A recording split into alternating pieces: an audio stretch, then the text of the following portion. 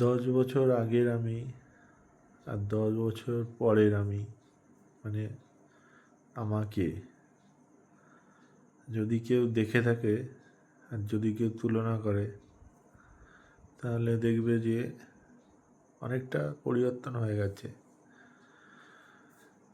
সমাজ, সভ্যতা, মানুষ, পরিবার সবাই ভাবে যে এই মানুষটা হয়তো পাল্টায়নি বা বদলায়নি, যেরকম ছিল সেরকমই আছে।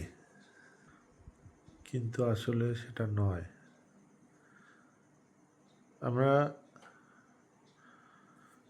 সাইকোলজিক্যাল দিক থেকে বা মেন্টালি দিক থেকে আমরা বড্ড ইমোশনাল হই।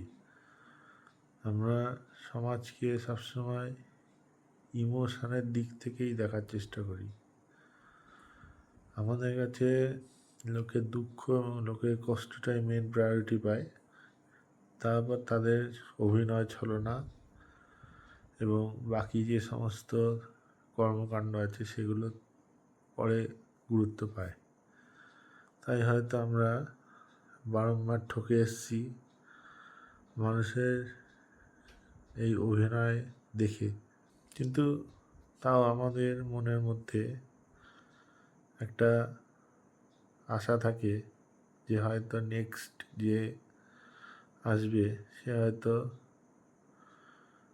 তার ইমোশন দিক থেকে কানেক্ট হয়ে আমার সাথে যোগ হয়ে আমাকে একটু বুঝবে। বন্ধু তো সমাজে অনেক করেছি, অনেক লোকের সাথে মিশেছি, মধ্যবিত্ত এবং যেটাকে বলে সমাজের গরিব লোক এবং সমাজের বড় লোক, সবার সাথেই মিশেছি, সবার সাথেই কথা হয়েছে, সবাইকে দেখেছি, বুঝেছি। এবং সেখানে কেউ হয়তো আমাকে বুঝতে পেরেছে, আবার কেউ হয়তো আমাকে বুঝতে পারেনি। কেননা আমি যেটা চাই সেটা হয়তো সমাজ চায় না, আবার সমাজ যেটা চায় হয়তো সেটা আমি চাই না। তা এখনকার যে আধুনিক সভ্যতা বা 2026 সালে দাঁড়িয়ে যখন আমাকে আর 5টা লোকের সাথে তুলনা করা হবে, দেখা যাবে যে আমি এই 5টা লোকের মতো কিন্তু নই। হয়তো আমি বুদ্ধিমান নই বা বুদ্ধিহীন বলে আমাকে সমাজ জানতেই পারে, কিন্তু সমাজ বা লোককে যেটা আমি দেখাই বা যেটা আমি দেখাতে চাই সেটাই কিন্তু আসল। বুদ্ধি খরচ করে আমি করবোটা কি? এই সমাজে যদি আমি বুদ্ধি খরচ করি বা কিছু করতে, সমাজ কি আমাকে তার মূল্য বা তার কিছু দেবে? সমাজ তো সবসময় নিয়ে এসছে, আরও দিলে আরও নেবে, কিন্তু যেটুকু সামান্য একটু মূল্য যদি দেয় তাহলে তো সেটাতেও তো আমরা খুশি থাকতে পারি। কিন্তু আমাদের এই বাস্তব সমাজ, ভালো মানুষ যারা আমরা, যারা ভালো মানুষের পর্যায়ে পড়ি, ভালো মনের পর্যায়ে পড়ি, তারা বারংবার প্রতারিত হয়ে এসছে। আর প্রতারণা বাইরে কেউ এসে করে না, প্রতারণার শিকার হয় নিজের সবচেয়ে কাছের কোনো বন্ধু, কোনো দাদা এবং কোনো ভালোবাসার মানুষের কাছ থেকে। তা এই প্রতারণার বারংবার হতে থেকেও বা প্রতারিত হওয়ার পরেও কিন্তু সে সেই সমস্ত মানুষদের ক্ষমা করে এসছে এবং ক্ষমা করে দেয়। আমার একটাই নীতি যে মানুষকে দ্বিতীয়বার আরেকটা সুযোগ দেওয়া উচিত, এবং দ্বিতীয়বারেও সে যদি না শুধরায়, না সে মানে ঠিক হতে চায়, তাহলে আর তাকে দ্বিতীয়বার সুযোগ দেওয়া উচিত নয়। দ্বিতীয়বার সুযোগ দেওয়া মানে হচ্ছে তুমি সেই মানুষটার উপর তখনও পর্যন্ত বিশ্বাস রেখেছো যে সেই মানুষটা হয়তো তোমার সাথে এমন কিছু করবে না যাতে তোমার সমাজে, পরিবারের কাছে এবং বাকি যাদের কাছে যে মান সম্মান চলে যায়। আমাদের মতো কিছু কিছু মানে ছেলে বা সন্তান, ছেলে মেয়ে উভয় পক্ষের কথাই বলি, তারা বাড়ির থেকে যখন বেরিয়ে যায় বা বাড়ির থেকে যখন কোথাও দূরে গিয়ে কর্মসূত্রে থাকতে হয়, তখন কিন্তু তাদের বাড়ির কথা মনে পড়ে না। কেন মনে পড়ে না? তার কারণ হচ্ছে সে তার এই কথা বা তার যে মনের যে ভাব ছিল সেগুলো কিন্তু সে তার পরিবারের বা বন্ধুবান্ধবের কাছে কাউকেই বোঝাতে পারেনি, এবং সে হয়তো বারবার একটা পার্টিকুলার নির্দিষ্ট কোনো লোককে বোঝাতে চেয়েছে, কিন্তু সে তার কথার কোনোদিনও কোনো গুরুত্ব দেয়নি।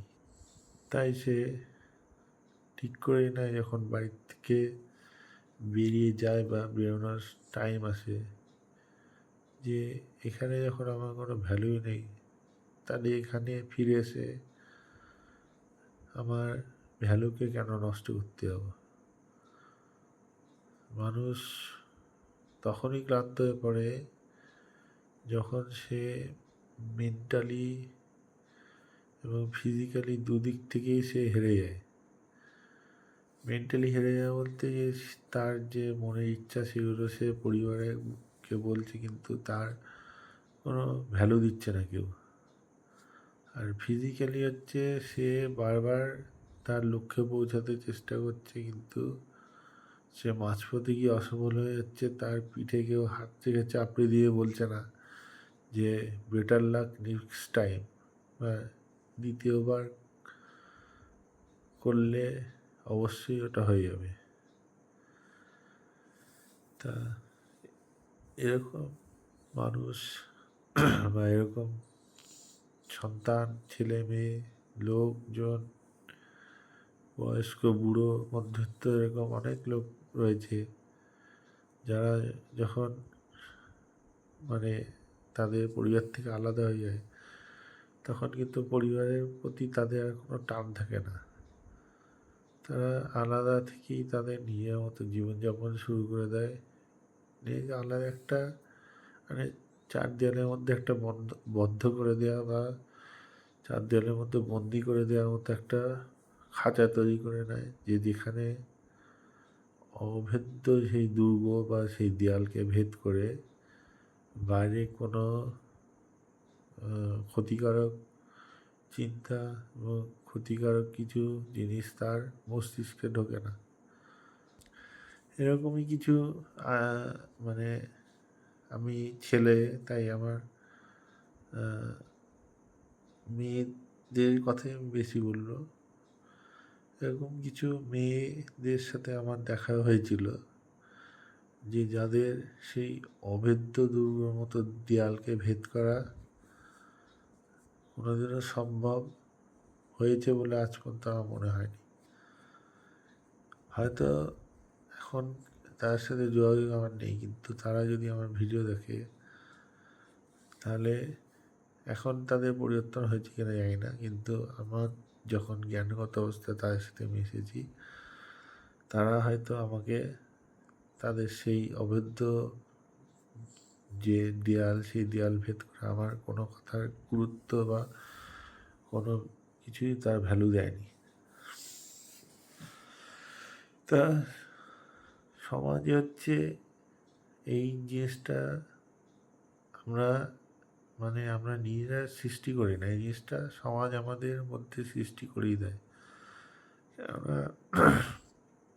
আমরা যখন একটা কথা বলতে যাই, সেই কথাটা শোনার আগে আমাদের সেখান থেকে স্টপ করে দেওয়া হয়, বা সেই কথাটা শোনার পরে একটাই উত্তর আসে যে এই কথার কোনো ভ্যালু নেই বা গুরুত্ব নেই।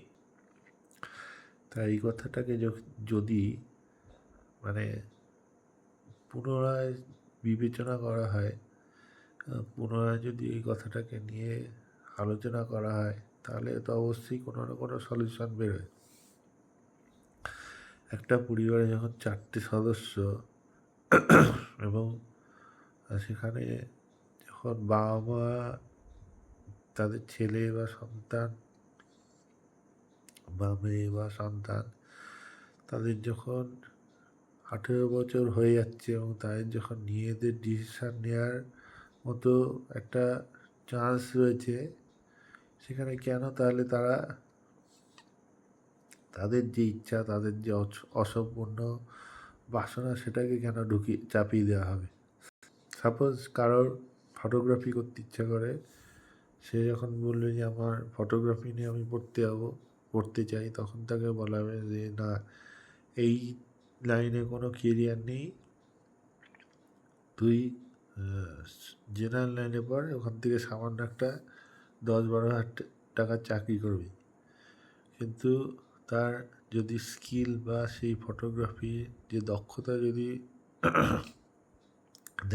দেখলে দেখা যাবে যে তার ইউনিক সব আইডিয়া রয়েছে এবং ইউনিক সব সে জিনিসপত্র মানে করেছে, যেগুলো হয়তো তার ফ্যামিলি কেউ বুঝতে পারেনি, কিন্তু তার আশেপাশে এমন কেউ একজন বুঝেছে যে তাকে এই বিশেষ পরামর্শ দিয়েছে যে তুই এই লাইনটা নিয়ে এগো, এতে ভবিষ্যৎ আছে।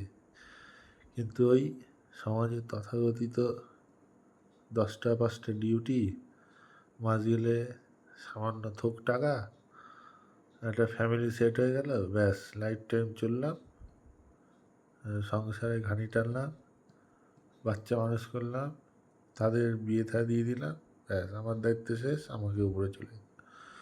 তাহলে নিজের জন্য তাহলে কি বাঁচা হলো? নিজের ভালো লাগাটাকে যখন গলা টিপে মেরেই ফেললাম, তাহলে এই বেঁচে থাকার থেকে তো না থাকাই ভালো। এরকম জাস্ট আমি একটা উদাহরণ দিলাম, এরকম হাজারটা উদাহরণ সমাজে পড়ে রয়েছে যে তারা বাড়ির অমতে জোর করে তাদের নিজেদের স্বপ্নগুলোকে মেরে ফেলে, বাড়ির অমতে না যেতে পেরে তারা নিজেদের স্বপ্নগুলোকে মেরে ফেলে এবং একটা অনিচ্ছাকৃত ডিগ্রি নিয়ে সামান্য একটা কোম্পানিতে 1-2 লাখ টাকার প্যাকেজ নিয়ে গাধার মতো খেটে পরিশ্রম করে বসের কাছে গালাগাল খেয়ে বাড়িতে এসে অশান্তি মাথায় নিয়ে সে যখন চিতাতে শুয়ে থাকে, তখন সে একটাই কথা মনে করে যে জীবনে আমি কি করলাম বা জীবনে আমি কি ছিঁড়ে উদ্ধার করেছি। তখন ওই একটাই কথা আসে যে তুমি কুন্তল ছিন্ন করেছ। তা এই কথাটা যখন মনে আসে, তাহলে তোমার সেদিন উচিত ছিল যে বাড়ির বিপক্ষে গিয়ে যে 2 দিন না হয় নাই মানত, 3 দিনের দিন তো ঠিক মেনে নিত। তাহলে নিজের জেদকে নিজের কাছে তৈরি করতে হবে এবং তৈরি করে সেটাকে বাইরে প্রকাশ করতে হবে। আর যদি তৈরি হয়ে থাকে এবং সেটাকে যদি সেই জেদের আগুনে জল ঢেলে দিয়ে যদি ওই মানে প্যাকেজে নিয়ে নিজেই যদি সন্তুষ্ট থাকার যদি মাইন্ড তৈরি করে নেওয়া হয়, তাহলে তাকে কিছু আর বলার নেই। তবে এখনকার যুগে বেসিক্যালি এখন সো-কল যারা জেনজি হিসাবে সমাজে উঠছে, তারা একটুতেই হতাশাগ্রস্ত হয়ে পড়ে এবং একটুতেই তারা অসফল হয়ে যাচ্ছি বলে তারা হতাশাগ্রস্ত হয়ে বিভিন্ন পদক্ষেপ নিয়ে নেয়। কিন্তু আমরা 90s যারা আমাদের সেই জন্মর পর থেকে আজ পর্যন্ত আমরা কোনোটাতেই কিন্তু সাকসেস নই, কিন্তু আমরা জীবনটাকে এনজয় করতে শিখেছি, জীবনে আমরা বাঁচতে শিখেছি, জীবনকে আমরা আমাদের মতো করে সুন্দরভাবে তৈরি করতে শিখেছি। তা আমরা সমাজকে কি বলল, আমাকে কার সাথে তুলনা করা হলো, এই নিয়ে এখন আর চিন্তা করি না। আগে অবশ্যই চিন্তা করতাম, কিন্তু এখন চিন্তা করি না। কেননা কে আমাকে নিয়ে কী ভাবলো, সে আমার পেটে খাবারও দেবে না। আর কে আমার পরিবারকে কানের কাছে এসে কী মন্ত্রণা দিয়ে গেল আমার নামে, সেই মন্ত্রণা নিয়ে আমার কোনো উদ্ধারও হবে না। আমার কাজ আমাকেই করতে হবে, এবং যেটা আমার ভালো লাগে সেটা নিয়েই আমাকে এগোতে হবে। আর সমাজ হচ্ছে সেই মানুষকেই সাপোর্ট করে যার এগোনোর মতো ক্যাপাসিটি বা এগোনোর মতো সাহস আছে। লড়াই তো আমাদের করতেই হবে, বেঁচে থাকার জন্য লড়াই আমাদের প্রতিনিয়ত করতেই হবে। কিন্তু লড়াই করে উপরে ওঠার মতো ক্ষমতা বা দম যার আছে, সে হচ্ছে সফলতার চাবিকাঠি পাবে। আর নিজের প্যাশন, নিজের ইচ্ছাকে কোনোদিনও মেরে ফেলতে নেই। নিজের ইচ্ছাকে সবার আগে গুরুত্ব দিতে হয়। নিজের যে ইচ্ছা আছে সেটা পূরণ হলে তাহলে বাকি সমস্ত কিছু আস্তে আস্তে পূরণ হয়ে যাবে। আর সমাজে অনেক লোকই আছে, তারা অনেক কথাই বলবে, তাদের কথায় কান না দিলে চলবে। আর যারা হচ্ছে যে বাড়ি ছেড়ে দূরে পড়ে থাকে এবং ফ্যামিলির প্রতি কোনো খোঁজখবর নেয় না, তাদের উদ্দেশ্যে আমার একটাই কথা,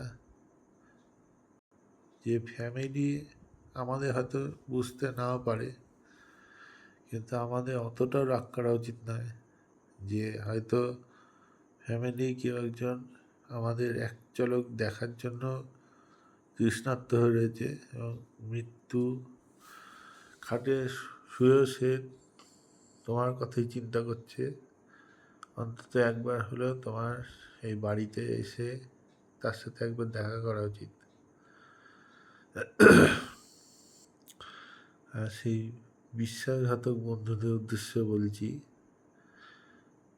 মানে বন্ধু এবং দাদা, তাদের উদ্দেশ্যে বলছি যে প্রত্যেকটা ক্রিয়ার সমান ও বিপরীত প্রতিক্রিয়া আছে। তাই তুমি যদি আমাদের মতো একটা ভালো ছেলেকে তার পরিবারের কাছে এবং সমাজের কাছে যদি বদনাম করে দাও, সেম জিনিসটা কিন্তু তোমার মানে বাড়িতে যে সন্তান এবং তার সাথে থাকা আরও অনেকজন, তাদের কিন্তু এই আমার যে আজ পরিস্থিতি হচ্ছে সেরকম পরিস্থিতির মধ্যে একদিন পড়তে হবেই। কেননা কর্মের ফল লোককে এইখানে, সে জীবিত, অসুস্থ, যাই হোক যেভাবে হোক তাকে কিন্তু ভোগ করে যেতেই হয়। এবং আমি মনে করি যে যদি খারাপ কারোর প্রতি লাগে, এটা হয়তো তার ক্ষেত্রে প্রযোজ্য হবে না, কিন্তু তার যে ফিউচার প্রজন্ম আসবে তার গায়ে গিয়ে কিন্তু সেটা লাগবে। যে আমার যে দীর্ঘশ্বাস, আমার যে হাই, সেই জিনিসটা কিন্তু তার গায়ে না লাগতেও পারে, তার ফিউচার প্রজন্মের গায়ে অবশ্যই এটা লাগে।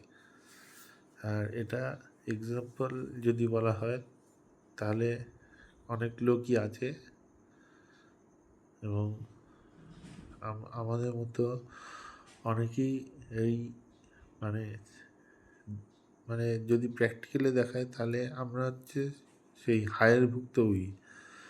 হয়তো আমাদের বাবা মাদের উদ্দেশ্য করে কেউ কিছু বলেছিল, তাদের ছোটোবেলায় কোনো খারাপ লাগা জিনিসটা কারো বা তাদের ছোটোবেলায় যে কর্মকাণ্ড ছিল তাতে কারো না কারো খারাপ লেগেছে, তারা হয়তো তাদের হায় দিয়েছে, কিন্তু সেই হায়টা এসে লেগেছে আমাদের গায়ে, তাদের কিছু হয়নি। তাই প্রত্যেকটা ক্রিয়া বা প্রত্যেকটা জিনিস করার আগে আমাদের কিন্তু একবার ভেবে দেখা উচিত। যে এই যে এর সাথে এই জিনিসটা ঘটালাম, এটার যে দুর্পরিণাম কত দূর যেতে পারে এবং কত কী হতে পারে, সেটা কিন্তু আমাদের ভেবে দেখে তবেই কিন্তু তার প্রতি বা তার যে কর্ম আছে সেটার বিরুদ্ধে যে অ্যাকশান নেওয়া হবে সেটা ভেবেচিন্তে মানে ভেবেচিন্তে সেটা করা উচিত। আর ভালোবাসা, আমি তো আগেও বলেছি যে সম্পর্কর বাজারে আমি ভালোবাসাকে টাকার কাছে বিক্রি হতে দেখেছি। তাই ভালোবাসা জিনিসটা দুজনের উপরেই থাকলো। একজন হচ্ছে আমাদের যিনি আরাধ্য দেবতা। আমি সব ধর্মের কথাই বলছি, তাদের নিজেদের যে আরাধনার যে দেবতা বা যাদের ওনারা মানেন, আমি যেমন মহাদেবকে মানি, তার প্রতি আমার ভালোবাসা থাকলো। আর দ্বিতীয় ভালোবাসা হলো রাস্তায় থাকা ওই সমস্ত অবলা জীবদের জন্য, যারা কথা বলতে পারে না ঠিকই, কিন্তু তাদের দুটো বিস্কুট বা একটু পাউরুটি একটু ভাত মেখে দিলে তারা পরদিন এসে যে আদরটা করে যায় বা যে ভালোবাসাটা দেখিয়ে যায়, বা তাদের হয়তো মুখে কিছু বলতে পারে না, কিন্তু তাদের বডি ল্যাঙ্গুয়েজ দিয়ে তারা বলে যায় যে কতটা আমাদের ভালোবাসে। এই জিনিসটা পাওয়া খুব সৌভাগ্যের ব্যাপার। সবাই এই জিনিসটা পেতে পারে না। আর একটা কথা আজকে বলি, যে যদি বাড়িতে সে মানে আমি সে যে কোনো প্রাণী হোক, ছোট কোনো প্রাণী থেকে বড় কোনো প্রাণী, যদি সে দরজার কাছে সে কিছু চায়, হয়তো সে মুখ ফুটে কিছু নাও যেতে পারে, দরজার কাছে সে যদি দাঁড়ায়, তাহলে অন্তত বাড়িতে যদি কিছু থাকে একটাবার তাকে দেওয়া উচিত। আর মানে আমাদের অনেক কিছুতেই আমরা ভয় পাই। কেউ সাপে ভয় পায়, কেউ টিকটিকিতে ভয় পায়, কেউ গিরগিটিতে ভয় পায়, কেউ মাকড়সায় ভয় পায়। তারা ভয়ের ফলে তাদের বিভিন্ন রকম উপায়ে মেরে ফেলা হয়। তা বাড়িতে তো কেউ না কেউ থাকে, এবং কেউ না কেউ তো মানে আছে যে হচ্ছে এইগুলোর থেকে মানে এইগুলোর প্রতি ভয় পায় না। তা তাদের একবার ডাক দেওয়া উচিত এবং তাদের বলা উচিত যে আমার এই বিষয়টা বা এই জিনিসের ভয় লাগছে, তুমি অন্তত তাড়িয়ে দাও সেই জায়গার থেকে। কিন্তু তাদের মেরে ফেলার অধিকার কিন্তু কোনো কেউ দেয়নি। আমরা যেমন বেঁচে থাকার অধিকার আছে, তাদের কিন্তু বেঁচে থাকার অধিকার আছে।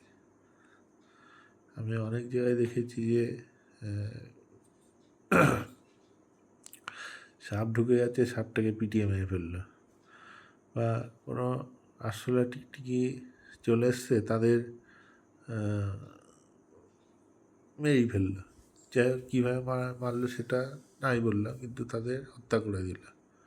তা এইগুলো কিন্তু কর্মফলের মধ্যেই পড়ে, এবং এগুলো হয়তো তুমি ভোগ করলে না, কিন্তু তোমার যে বংশের এগিয়ে নিয়ে যাচ্ছে তাদের মধ্যে কেউ না কেউ এই কোনো না কোনো দুর্প্রভাব ভোগ করে থাকে। আমরা বলি আমাদের সময় খারাপ যাচ্ছে, কিন্তু আমি মনে করি আমাদের সময় খারাপ যায় না।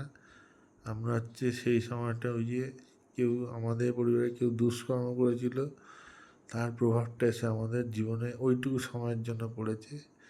ওইটুকু সময় আমাদের মেন্টালি, ফিজিক্যালি, ইমোশনালি যে ভেঙে ফেলে, সেটা হচ্ছে সেই প্রভাবটাই। তখন হচ্ছে আমাদের বলা হয় পরীক্ষা চলছে, সেই পরীক্ষার পাস করার জন্য খুব মানে কঠিনতম কিছু কিছু স্যাক্রিফাইস করতে হয়, আর কঠিনতম পরীক্ষা দিতে হয়।